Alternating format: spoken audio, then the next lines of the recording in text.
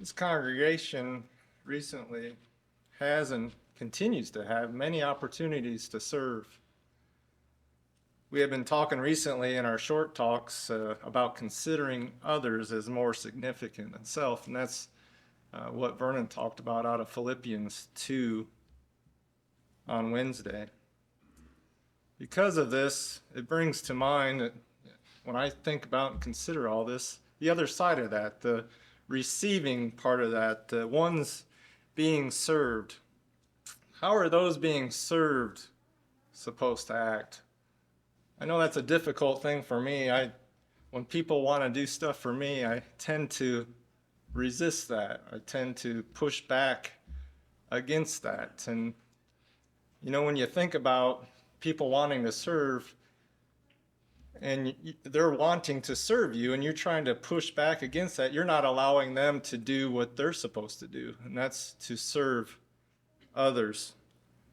Service can come in a number of ways, mostly when there's an immediate need, such as meal trains. Those have been really popular lately, to a fault. It's something we don't really want, but it is, and it's been very, very popular. People really participate in that. It's been a good work. Visiting the sick or those that have surgery. We have many surgeries coming up, so those are important. Sometimes the best service is just visiting, going there and listening to what people are going through and supporting them. And I know Robert always mentions how when he does that for someone, how encouraged he is. It works both ways. When you go do something for someone, not only are you encouraging that person, but you're also being encouraged at the same time. Sometimes it may be just helping someone with an extra hand. I know Josh talked about it this morning about the strength of someone. We have a professional moving crew in this congregation. They do it quick and do it fast, and we have that ability. Sometimes it's helping with mowing, cleaning, repairs, hedging, etc. We do all kinds of things. Sometimes it is a financial support to help with bills, or maybe for those graduating high school. We've had many graduates this year. We have had several open houses, and the majority of the time that's a financial gift that comes with that. So how is the one receiving that supposed to act? And I couldn't help but think of many things, and mainly Jesus being the main example for us to follow and how to react to those things. But the command to serve is for all of us, poor, rich, healthy, sick, young, and old. We all have a responsibility to serve the best way we can. So if you are one that has a need or someone that offers help, but in your mind that person doesn't have the means to help, how would you react?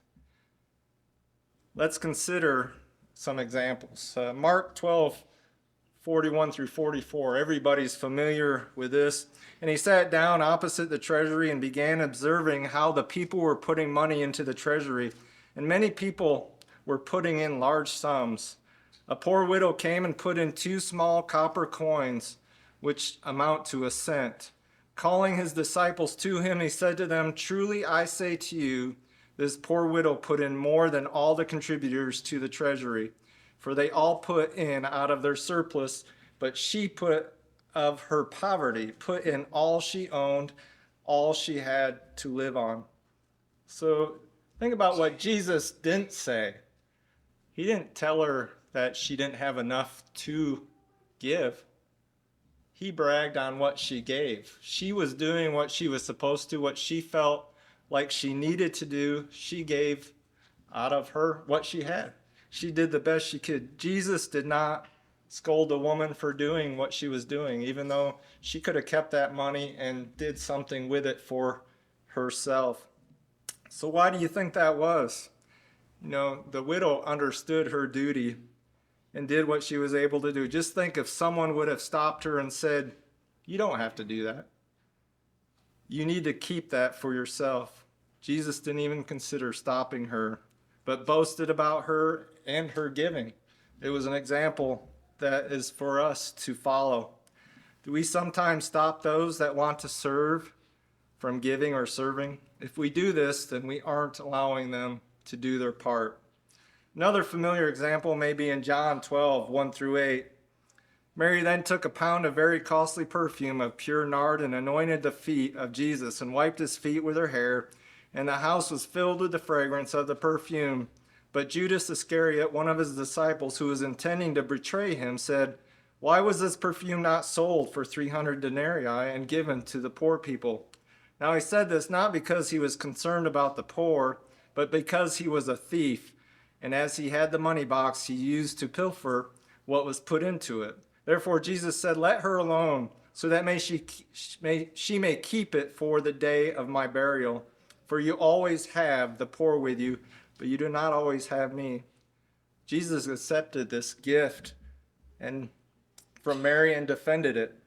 He didn't tell her that this was too much, but allowed her to serve, and she was able, even though she could have benefited from it for herself. She was willing to do it, and Jesus didn't discourage Mary from doing that.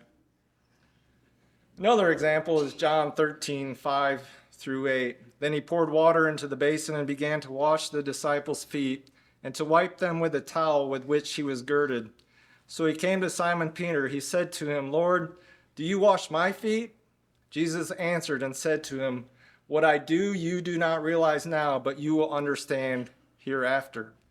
Peter said to him, "Never shall you wash my feet." Jesus answered him, "If I do not wash you, you have no part with me." Here Peter is trying to stop Jesus from washing his feet. Jesus immediately corrects Peter, saying, "If you do not let me do this, then you have no part of me." You know, you think about washing someone's feet, it's a very humbling act. And here Jesus is their master teacher. They've been with him for so long. And here he's thought of so highly, and here he is down washing their feet. And Jesus explained he did this as an example for them so they will take care of each other after his passing. And he wants them to do that and serve each other. That's an example for us as well.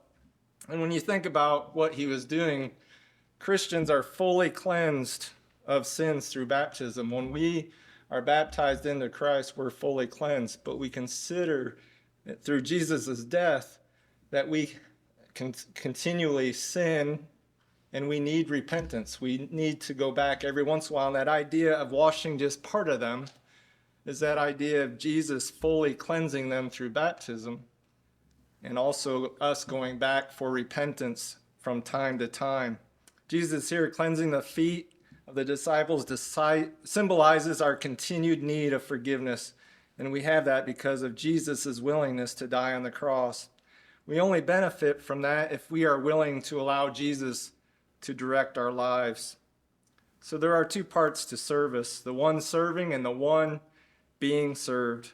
We all can find ourselves on either side, and if there is a command to serve, it is obvious then that someone is also being served, and we need to allow that to happen.